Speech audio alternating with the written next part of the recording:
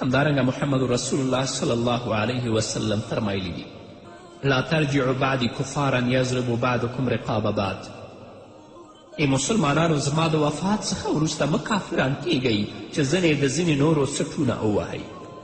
تاسو ګورئ رسول الله صلی الله علیه وسلم په خپل دې وینا کې ناحقه وژلو ته کفر ویلی چې زما د وفات نه وروسته تاسو مه کافران کیږئ چې ځینې د ستاسو جګ شي د ځینو نورو څټونه ووهئ او ویې وژنئ. رسول الله کفر ورته ویلی.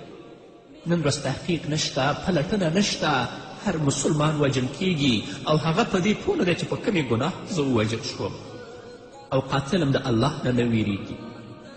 همدارنګه محمد رسول الله صلی الله علیه وسلم په بل حدیث کې فرمایي یو کس تر هغه پورې په خپل دین باندې قائم وي تر څو پورې چې حرامه وینه نه یې تویې کړي، چې حرامه وینه یې تویې کړه بیا په خپل دین باندې هغه استقامت نه لري.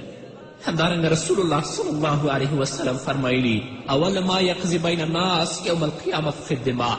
د قیامت په ورځ باندې به د خلکو په منځ کې لومړی حساب د وینې کیږي په حقوق العبادو کې. چا چې ناحقه وینه تویې کړې قاتل به الله د خپل حضور ته راغواړي، الله به ترې پوښتنه کوي. نو قاتلین دې د الله نه وویریږي، ظالمان دې د الله نه وویریږي چې په ناحقه باندې د مسلمانانو وینې تویوي بغیر د تحقیقه مسلمان وژني. د هغه تحقیق لا نه دی شوی چې آیا دا واجب القتل دی او که نه دی، او په ظلم باندې وژني. مسلمان د خپل مال دپاره وژني، مسلمان په غلا کې وژني او په لاره کې غله ولاړي، مسلمانان لوڅوي، مسلمانان وژني. آیا تاسو به الله ته نه ورځئ؟ الله به ستاسو نه پوښتنه نه کوي؟ همدارنګه په بل حدیث کې محمد رسول الله صلی الله علیه وسلم فرمایي لقتل مؤمن اعظم عند الله من زوال الدنیا. د یو مسلمان کس وژنه د الله په وړاندې د ټولې نړۍ د ختمېدو څخه ډېر ارزښت لري. خو نن د مسلمان وینه ډېره بې ارزښته ده. بل حدیث دی انشاءالله په هغه کې رسول الله صلی الله علیه وسلم فرمایي چې بني آدم په دنیا کې د الله بنیان دی. هغه څوک چې څوک ناحقه باندې وژني گویا چې هغه د الله رب العزت بنیان ونړوه او الله رب العزت به د آخرت په ورځ ترې پوښتنه کوي.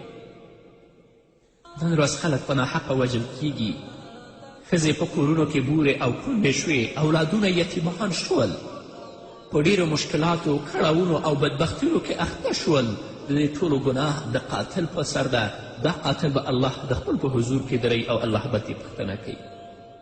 همدارنګه محمد رسول الله صلی الله علیه وسلم فرمایي څوک یو ذمي ووژني، ذمي هغه چاته ویل کیږي چې خپله مسلمان نه خو په اسلامي ټولنه کې څه نه څه پیسې اسلامي حکومت ته ورکوي، هلته ژوند کوي، لکه د نن ورځ سکان او هیدوان. څوک چې دا سکان ووژني هغه به د جنت بوی ونه ویني، د جنت بوی به د هغه پوزې ته ونه رسیږي، او حال دا چې د جنت بوی تقریبا 40 کاله لاره مسافه د انسان پوزې ته رسیږي.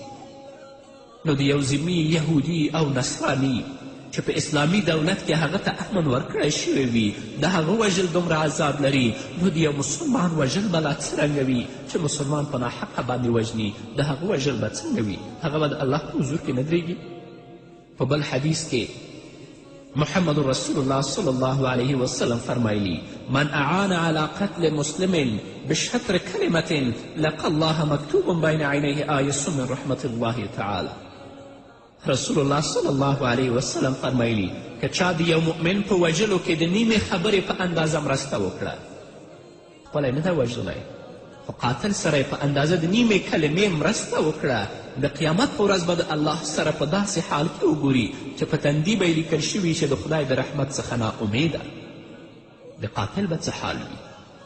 هغه انسان چې یو چا سره د بل انسان په وژنه کې په اندازه د یوې خبرې او نیمې کلمې مرسته وکړي، د الله په حضور کې به دا انسان درېږي، د سترګو تر منځ په تندي کې به یې لیکل شوي چې دا د الله د رحمت نه ناامیده دی. نو قاتل حال به څه؟ د قاتل حال به جهنم وي.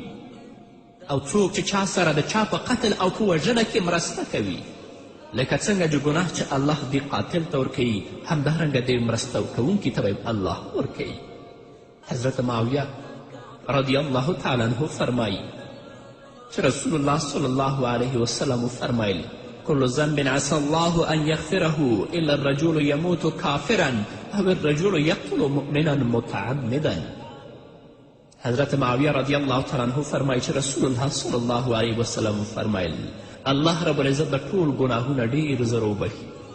که تا په دنیا کې څومره ګناهونه کړي الله به درته معاف کړي، مګر د هغه کس ګناهونه به ونه بخي چې کافر مړ شوی وي، شرک یې کړی الله به هغه ونه بخي. او بل هغه کس چې یو مؤمن قصدن وژلی وي، یو مؤمن قصدن وژني الله د دې ګناهونه هم نه بخي.